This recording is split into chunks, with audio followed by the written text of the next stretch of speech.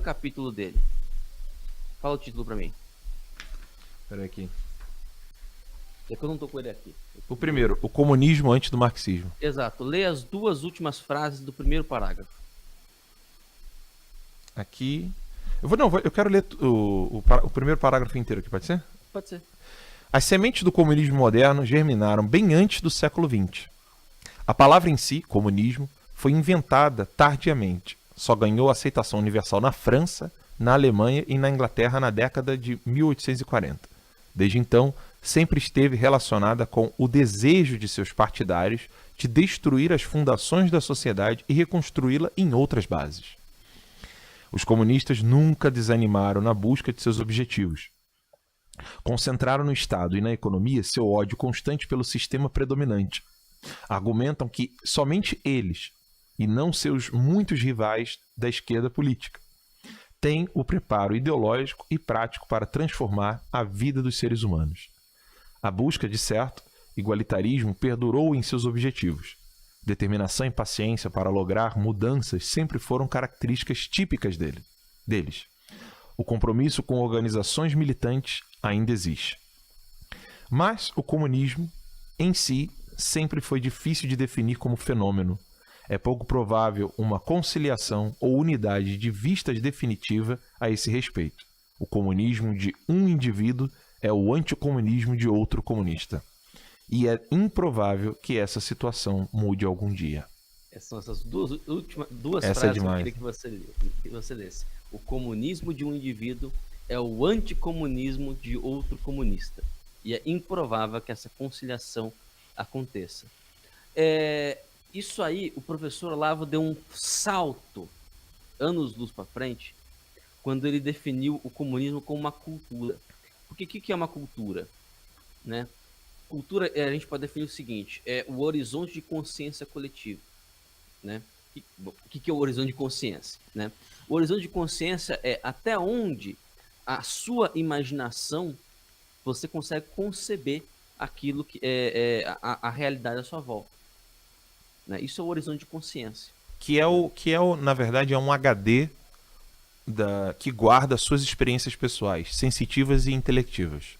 Para falar de uma linguagem simples, Uhum. Por exemplo, eu já tive essa experiência.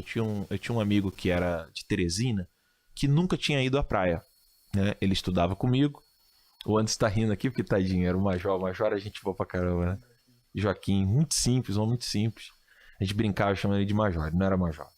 Então, esse meu amigo, ele não tinha dinheiro para ir para as férias. Nós éramos seminaristas. E eu falei para ele, fica lá em casa. Vamos pro Rio e você vai poder ir pra praia. A gente vai poder passear, né? Você não tem dinheiro, então fica lá comigo. E ele foi pra praia pela primeira vez. A primeira experiência dele com a praia foi algo assim... Mas isso aqui parece uma lagoa enorme. Né? E o mais interessante é que ali na Barra da Tijuca, ele olhou pra frente assim e falou assim, do outro lado ali é a África? Eu falei assim, Entendeu? Isso resume o que vem a ser o horizonte de consciência. Exato. Se ele nunca teve essa experiência. Ele nunca viu tanta água salgada junta no mesmo lugar. Nunca. Entendeu? Água salobra. Ele nunca viu uma água salgada com ondas numa quantidade tamanha para se chamar de oceano. Ele não tinha ideia de como seria.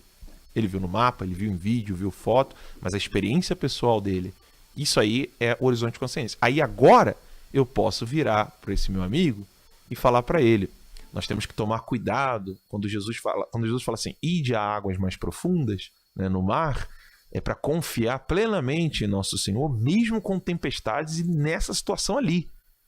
Porque se uma pessoa não tem experiência com o mar e lê aquela passagem do Evangelho, se ela tem uma experiência só com rio, só com um lago, lagoa, qual vai ser o horizonte de consciência dela? O local onde eu posso, a distância que eu tenho que nadar para poder me sentir seguro, ela é próxima. Você entende? Você fala do mar, né? Agora, quando você fala do mar, meu camarada, não é próximo. Isso é horizonte de consciência. Se você não tem um horizonte de consciência bem formado, você fica limitado a fazer juízos. E juízo significa você falar algo entre o sujeito e o predicado. Se você fala, este livro é grosso ou esse livro é fino, você tem que saber o que é grosso e fino e você tem que saber o que é livro.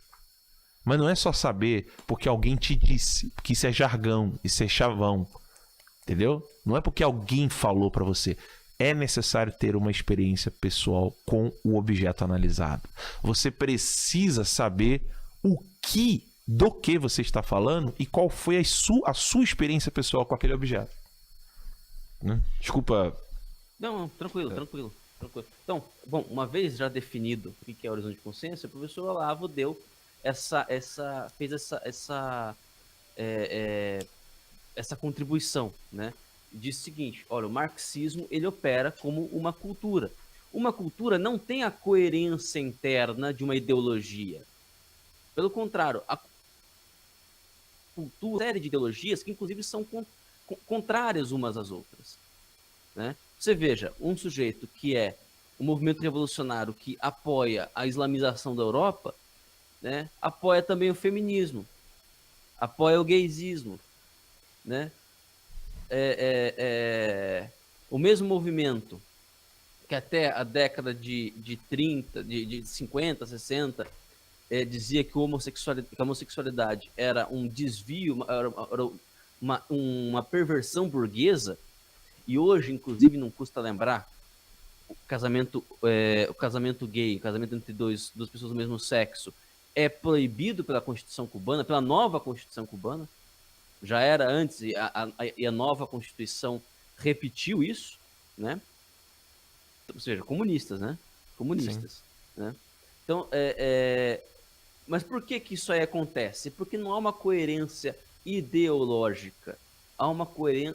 Pode até haver coerência ideológica dentro de cada indivíduo, mas no coletivo eles operam como cultura, né?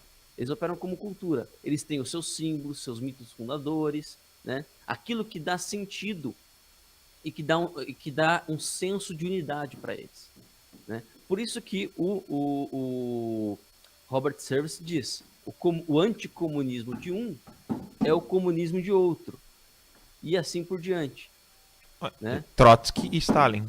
Trotsky e Stalin. Bem que Trotsky e Stalin não era uma discussão mais teórica, uma discussão mais por poder mesmo, né? Mas você percebe. Você percebe ali. Pode falar. Não, Ciro Gomes e Lula. Ciro Gomes e Lula. Ciro Gomes e Lula.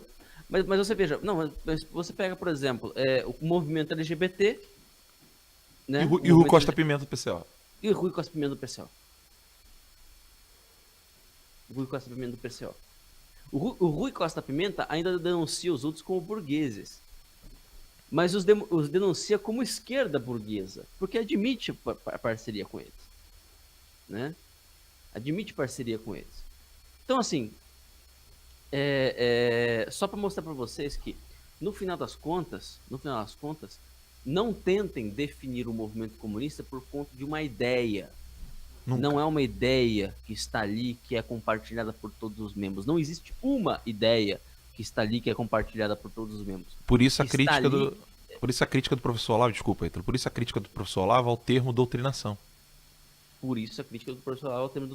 Porque não há um corpo doutrinal do qual eles seguem fielmente e você vai poder identificar a todos, entendeu?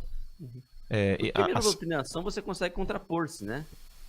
Exato. A doutrinação acontece numa catequese, por exemplo. Sim. Né? Se você fala para uma pessoa... Uma escolinha dominical. Jesus é o Filho de Deus, é o Verbo encarnado. Bom, o que impede uma pessoa falar assim? Não acredito nisso. O que impede? Você já está dando a proposição para a pessoa pronta. Assim, isso aqui você precisa acreditar porque é isso que... Tanto é que é mais...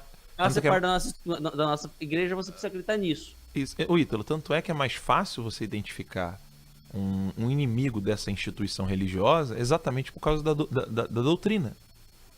Exato. Entendeu? A gente mostrou aqui outro dia o PT fazendo encontro evangélico. É fácil você identificar o problema e dizer, olha, esse cara aqui não está seguindo os evangélicos exatamente por isso. O Frei Beto e o Leonardo Boff, eles não são autenticamente católicos porque existe um corpo doutrinal que mostra que eles não seguem aquilo ali. Então é fácil.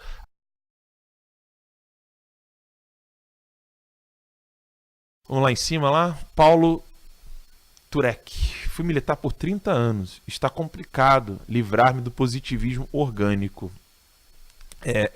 Eu imagino como seja difícil, Paulo, porque realmente você ser treinado a obedecer às leis positivas, né, e não a lei natural, é realmente algo difícil, né, porque é próprio da hierarquia você ter essa submissão às regras internas burocráticas de um sistema. Tá? Mas coragem, força, tá bom? O que eu posso dar uma sugestão para ele? Sim. Como é que é o nome dele? Desculpa. Paulo Turek.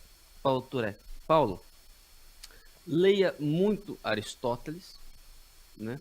Mas leia muito Augusto Conte. Uma das coisas que muitas vezes você consegue... uma das formas de você se livrar, né, daquelas ideias que estão aqui embaixo, né, é trazê-las à luz. Trazê-las à luz. Então, normalmente, você foi militar por 30 anos, boa parte do seu positivismo foi inoculado em você. E está aí embaixo da sua consciência, não tá na área racional, você não tem tanta percepção dele, né? Você ler Augusto Conte vai fazer com que essas ideias venham para a luz. No começo pode assustar, porque você vai começar a concordar muito, até porque você já tem essa predisposição, né? Então, digamos assim, você vai acabar ficando mais positivista do que você já é, tá? Se você tiver coragem e você tiver essa audácia, eu sugiro que você faça isso, tá? Leia Augusto Conte, estude sobre positivismo, tá? E a hora que você estiver bem positivista, você começa a se inocular do antídoto.